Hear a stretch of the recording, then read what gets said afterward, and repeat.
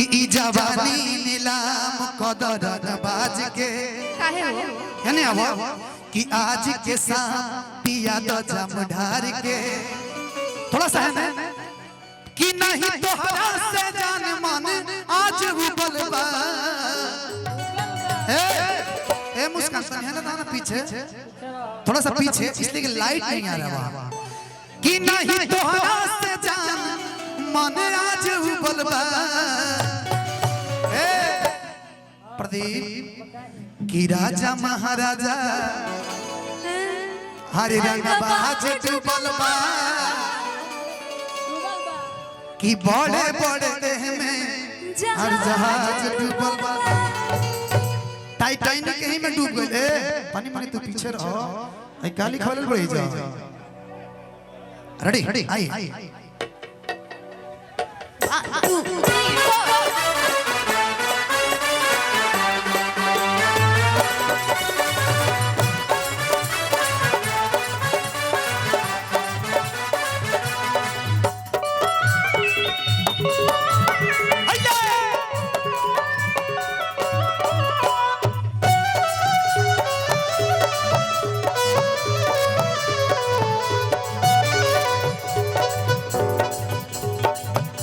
जवानी नीला तू कदर बाज के आज के शाम तू पिया दो जम ढार के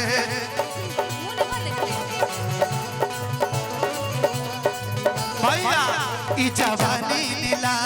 कदर बाज के आज के शाम तू पिया दो जम ढार के ए गोलू भैया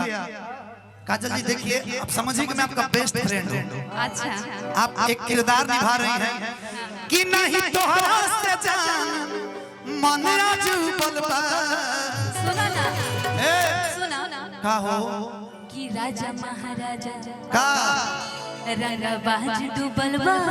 ओ मायो गे माई अरे बड़े बड़े हो में जहाज डूबल बा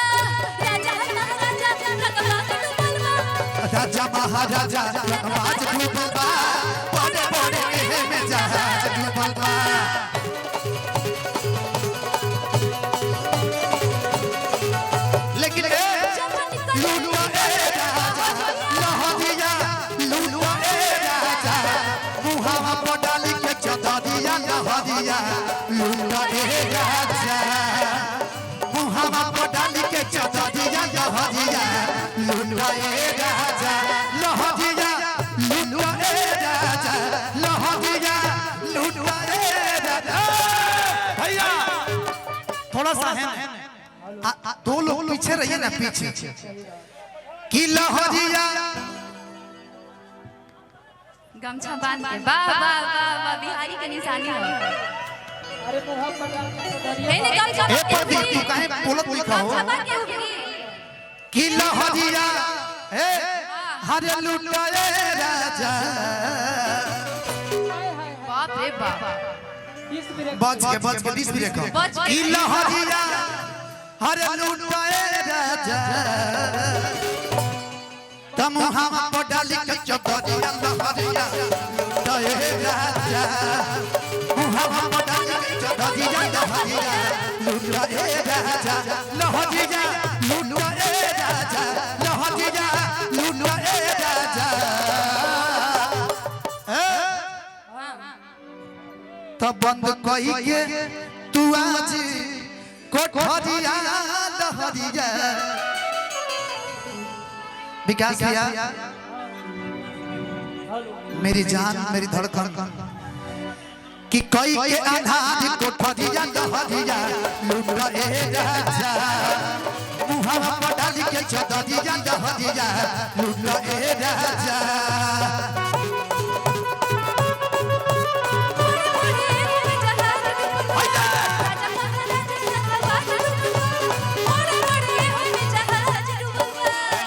पंडित जी बताई ना बियाह कब होई हेलो हेलो सारे यूट्यूबर भाइयों से आग्रह है कि जिस तरह आपका व्यवसाय है आपका चैनल है तो यहाँ भी जो कलाकार है उसका भी सम्मान है। कृपया हाथ ना उठाएं, ये सब आप सब ध्यान रखिए। आपका व्यवसाय गलत बात नहीं, ऐसा नहीं होना चाहिए। आपका व्यवसाय है, इन लोग का भी व्यवसाय है, सबका सम्मान होना चाहिए। चल चल कि जब निकले घर से मुस्कान जी एक मिनट, मैंने ये नहीं बोला, मैंने बोला थोड़ा लाइट में आकर के आप लोग कहिएगा तो बढ़िया रहेगा। अच्छा अच्छा ठीक है कि पंडित जी बताई ना बियाह कब होई जल्दी सैया से प्यार के सलाह कब होई।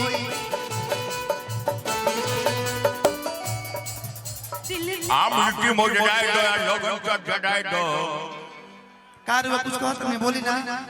कि जब निकले घर से बहरिया सब लड़ावन नजरिया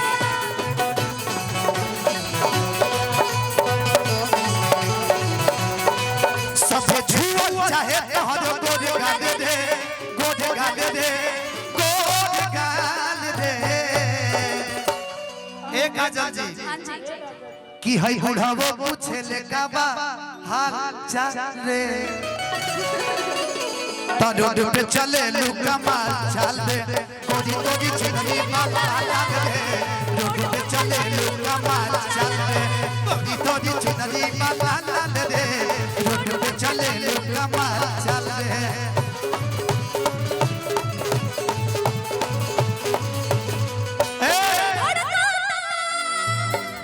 दिल धड़कता केहू के प्यार में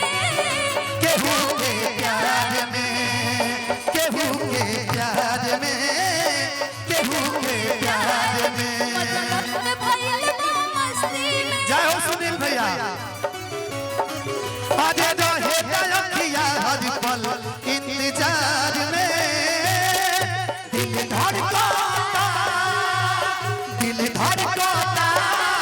केहू के प्यार में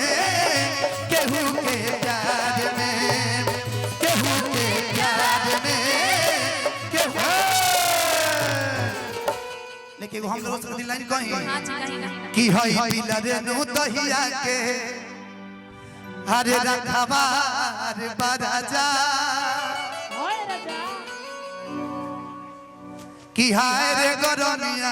छोड़ाई देला पानी कि जैसे चूहे महुआ राजा चूहे मोर जवानी। कौन जवानी? ई जवानी इनकर लेकिन जवानी सुने ना हई है ना सुने कि हई पिलरे नु दहिया के हरे रखवार बराजा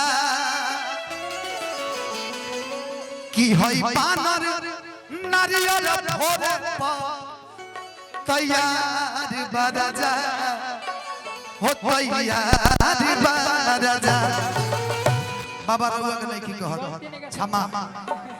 कि हई बिलरे नु दहिया के रखबार बराजा हई बिलरे नु दहिया के रखबार बराजा। हां कि हई बिलरे नु दहिया के रखबार बराजा हई बिलरे नु दहिया के रखबार बराजा कि हई बानर नारियल भोरे रजनीश भाई पल्लो फिल्म ना पालो फिल्म बहुत जल्दी वो चैनल चालू होता पल्लवी जी के कि हई बानर नारियल भोरे तैयार बराजा तैयार बराजा हई बानर नारियल भोरे तैयार बराजा तैयार। अब कुछ रहुआ बोली अब रउआ बानर बनी गेल बनी तो हम काहे ना बोली। रहुआ देख कुछ रहुआ बोले कुछ हम बोले ओकरा बाद एगो हम बोल के ढेर देर हम कम नहीं हम काहे कभी भी कलाकार रंजीत भैया दीपक भाई हमारे हैं तमाम मंच पे कलाकार मैं भी नहीं कहता हूं एगो हम लेकिन बीमारी वाला जरूर गीत गए भाई ओकर हम डॉक्टर बानी तो गावल जरूर बना कि मुझे दिल की बीमारी है हाँ मुझे दिल की बीमारी है जन जानी ई जना रहला जब घरे जानी तब लग जाला। अच्छा काजल जी थोड़ा आइएगा इधर आओ आप ही रहिएगा लेकिन आज देखना है कि कौन एक्टिंग अच्छा कर रहा है। आप एक्टिंग भी करती हैं हाफ नोट बढ़ जाएंगे कि ठीक है ठीक भरे जो तने एगो गाना भी हमार ट्रेंड करता रील पे बड़ा ज्यादा